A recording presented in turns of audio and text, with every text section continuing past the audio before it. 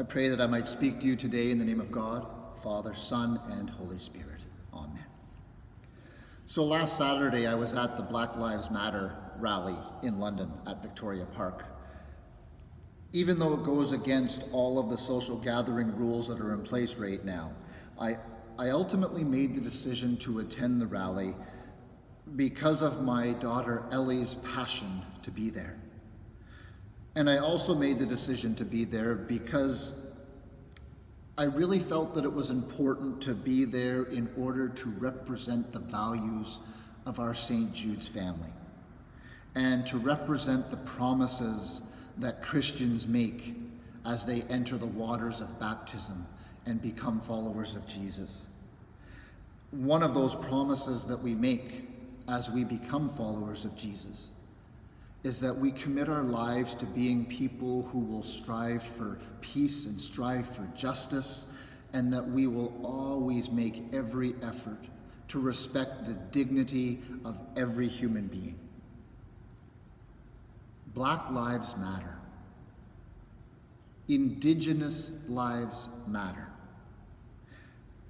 And saying that doesn't mean that all lives don't matter. But as Jesus made clear in a parable he once told, he told this parable about a shepherd who had 100 sheep. When one of them got lost, he went off in search of the one that got lost. He left the other 99 and went off in order to search for that one sheep that was lost. Now, that doesn't mean that that shepherd didn't care or love or value the 99 sheep. But in that moment, at that particular moment, the shepherd had to focus on that one sheep that was lost, the one that was alone, the one that was hurting and afraid. Now, at the rally last Saturday, there was a mother who had obviously had a son that had been killed. And she was invited to come up and to share her thoughts with those who were gathered in the park. Here's the thing though. She didn't speak a word of English. Not a word of English. But the 10,000 people gathered in that park, they knew exactly what she was saying that day. We could feel her pain and her anguish. We could hear the depth of her sorrow and despair without being able to understand the words she spoke. We listened to her anger, her frustration, and her brokenness. And sadly, that's just one woman's story about the death of a child, the murder of a child. My heart breaks at how many people have a similar story to tell. My heart aches and breaks because so many Black and Indigenous people live with the same fear, the same pain, and the same sorrow. They have that same anguish that they live with as the woman who spoke to us that day.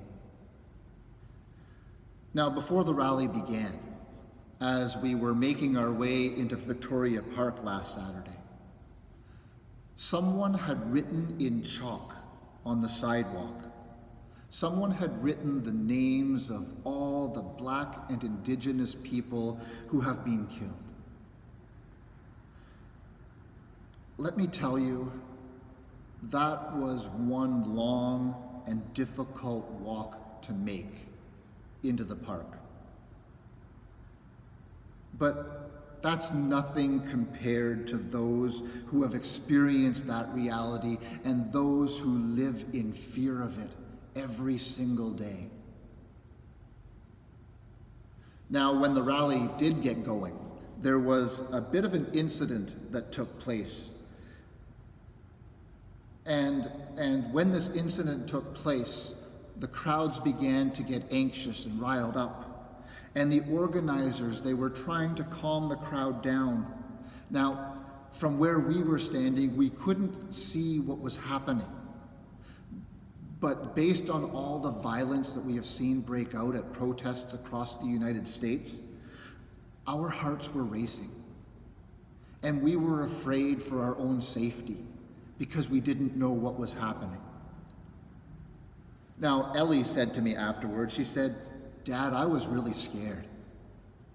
She said, "I was really scared, but then I thought, this is the kind of fear that Black and Indigenous people have to live with all the time." God, I love that kid. So much wisdom at such a young age. And she's right. So many of us don't even realize what a privilege it is for us to live each day without that kind of fear causing adrenaline to surge within us, to always be on the lookout. If I'm driving my car and I look in the rearview mirror and I see flashing lights behind me, my biggest worry is how much the ticket is going to be. For many Black and Indigenous people, if they see those same lights while they're driving, they are genuinely afraid for their own safety and well-being. Now let me switch gears for a minute.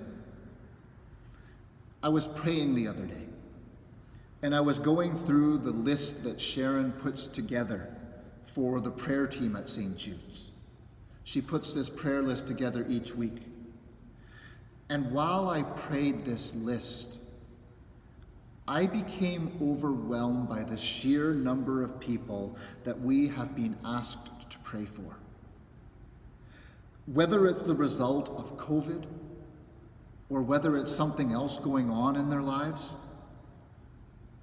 so many people are hurting. So many people are struggling. So many people are afraid, and so many are lonely. Let me give you a taste of the sorts of things that people we love in our church family are going through in their lives right now. So many people that we love, so many people that we know are fighting cancer right now. Liver cancer, lung cancer, breast cancer, bladder cancer, prostate cancer, skin cancer. So many people dealing with this disease. There are some who are recovering from strokes and heart attacks. Others right now are dealing with unemployment, struggling to pay the bills. There are a number of people in our midst who are coping with chronic pain, whether it be their hips, their knees, or their backs, and because of the COVID pandemic, they have been unable to access any surgeries or any treatments that might be able to provide them a little bit of relief from the pain that they are living with. Some people are struggling with mental illness, mental health issues. Addictions are on the rise. Anxiety and depression is really affecting a lot of people. So many right now are feeling lonely and isolated. We have people who are concerned about their loved ones living in long-term care facilities and unable to be able to visit them. There are others who are trying from home to care for a spouse or a parent living with dementia. Parents with young kids are feeling ill-equipped, overwhelmed, and guilty, feeling like they're unable to manage the load. Some people are coping with the death of a spouse, a sibling, or a friend.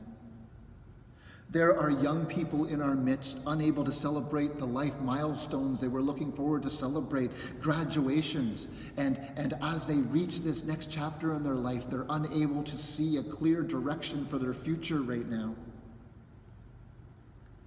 Things like weddings have been canceled, postponed, and dreams have had to be put on hold. There is so much going on in people's lives right now. Some of it because of COVID, and some of it just because life can be really messy sometimes.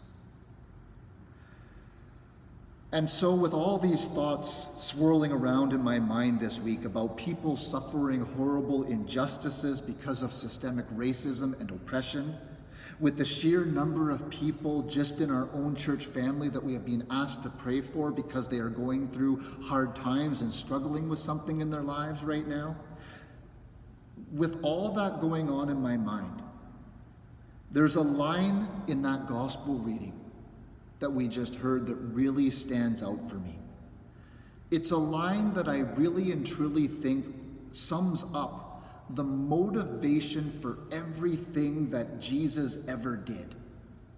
And it's a line that I think should be the motivation for how we seek to live our lives as followers of Jesus. And here's what that line is. When Jesus saw the crowds, he had compassion for them because they were harassed and helpless, like sheep without a shepherd. So many people in our midst are feeling harassed and helpless right now. So many are feeling and living with a sense of despair and hopelessness right now. So many are struggling and enduring pain and hardships right now. The harvest really is plentiful. And it's okay for us to admit to ourselves.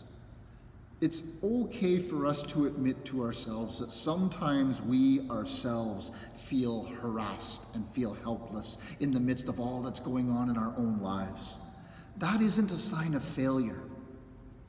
That's a sign and just a simple fact of what it means to be human.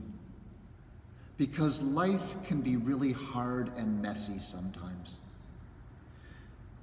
In fact, only when we are willing to see the truth about our own situation and our own need and our own struggles, only when we're able to open our eyes to the hurts and the struggles of people around us, only then does it become possible to open the door to hearing the truth of the gospel that we proclaim week in and week out. And the truth of the gospel, the good news of the gospel, is that Jesus sees us, sees our needs, sees our struggles, sees our hurts. Jesus sees us and has compassion for us. You see, Jesus didn't come primarily to teach or inspire, let alone to judge us as worthy or unworthy of going to heaven when we die, but rather Jesus came to us, right into our midst, and still comes to us, right into the messiness and the brokenness of our lives. Jesus came to us first and foremost out of the abundant love and compassion that God has for each one of us. Jesus came in order to pour out God's love and compassion on a harassed and helpless and hurting world. And he poured out that love through word and through action. And as followers of Jesus, it sums up what we are called to do and to be for one another and for the world. That is the purpose and that is the meaning of our lives as Christians. To look at a hurting and broken world and to respond with a demonstration of God's love and God's compassion. The harvest is indeed plentiful, but the laborers are few. We are called to be the laborers.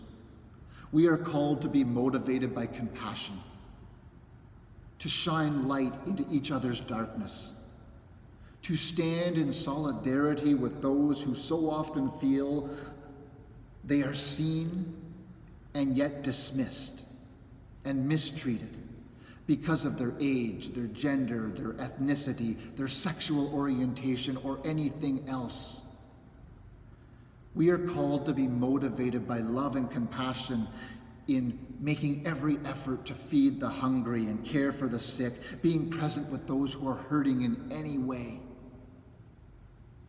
The entire gospel story and how we are called to live our lives can be summed up in that one line from today's gospel.